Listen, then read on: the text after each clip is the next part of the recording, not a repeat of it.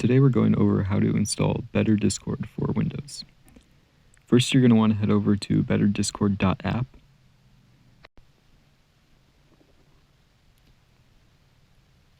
Once you're there, you're going to see the download button, and you're going to see a bunch of tabs at the top for other options such as plugins, merch, themes, but go ahead and just click the download button for now. Once it's been downloaded, you can go ahead and get ready to start installing.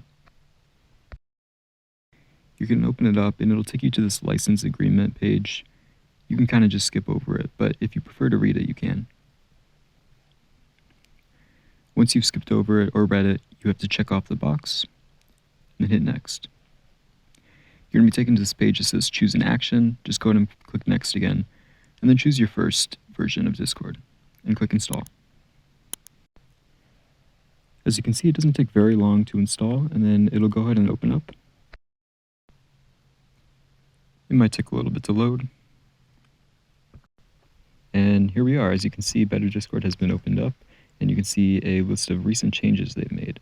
But before we look into it too much, I'm going to show you now how to install the Do Not Track plugin. So you're going to head over to the plugin tabs on the Better Discord website. As you can see, there's some options down there, but we're going to skip over those for now. Go ahead and just type in track into the search bar. And as you can see, it's the first one that pops up. So just go ahead and click the download button. Once the file's been installed, you can go ahead and switch back over to Better Discord. And once you open up the settings, you're going to find the plugins tab on the left. Go ahead and click that, and you're going to want to open a plugin folder. As you can see, that opens up the folder for where the plugins are going to go. I'm going to drag that over here. And then you're going to go ahead and just take the file you downloaded a second ago, and you're going to drag it into the new folder that just popped up. And there we go. It looks like it's already synced with our plugins in Better Discord. And as you can see, it's there in the list, and all we have to do is enable it.